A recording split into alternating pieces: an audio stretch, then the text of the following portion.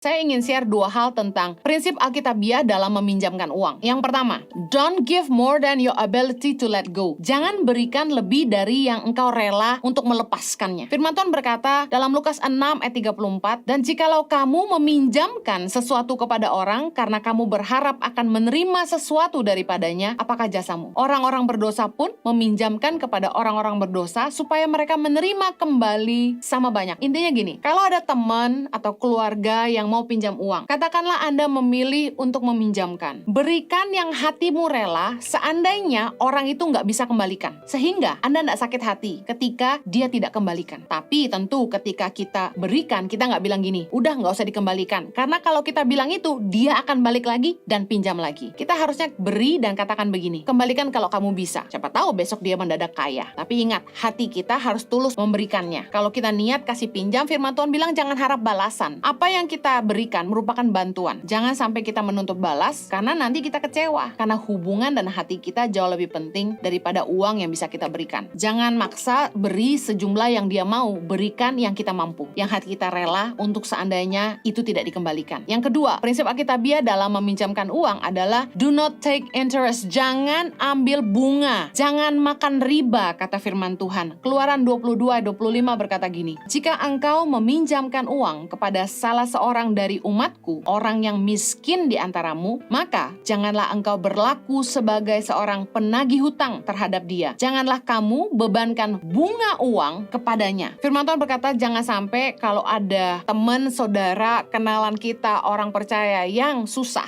lalu mereka datang sama kita untuk pinjam uang, jangan sampai kita berlaku sebagai penagih hutang. Jangan sampai kita bebankan bunga. Karena ketika orang datang kepada kita dengan memohonkan pertolongan, sebenarnya mereka lagi susah. Dan harusnya kita menolong mereka, bukannya ngasih beban. Bunga itu beban. Belum lagi mereka harus berusaha mengembalikan. Nah, saya bicara ini adalah prinsip hubungan. Membantu teman, membantu orang, membantu keluarga. Bukan prinsip bisnis. Kalau dalam dunia bisnis, tentu Anda mengajukan pinjaman ke bank atau badan pinjaman lainnya, ada bunga yang Anda harus bayar karena itu merupakan usaha. Tapi di dalam hubungan, relationship is relationship, business is business. Jangan makan bunga. Satu kali ada teman yang dia cerita kalau ada teman lain yang ingin meminjam uang sama dia untuk modal usaha dan akan mengembalikan dengan bunga 10%. Nah, saya sampaikan kebenaran firman. Kalau bantu teman, jangan dibungain. Kalau memang ini modal bersama dalam membuka sebuah usaha, hitam di atas putih aja. Saya mau bilang kebaikan itu bukan kebodohan. Tapi seringkali firman Tuhan berkata bahwa anak-anak dunia ini lebih cerdik daripada anak-anak terang. Kenapa? Kita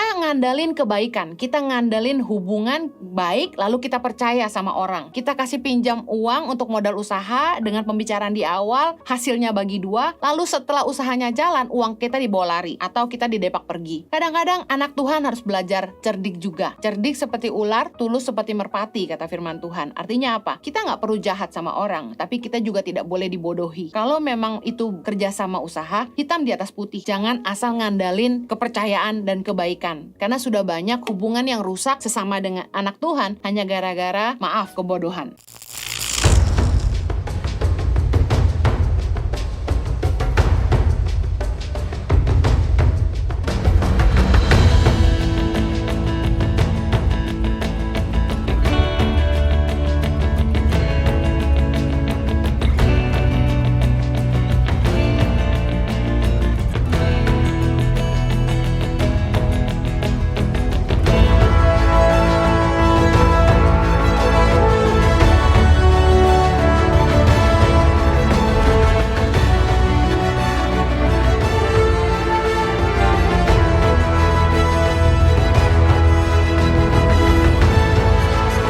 Cerita anak pedalaman dalam meraih mimpi dan mengejar cita-cita bersama Tangan Pengharapan.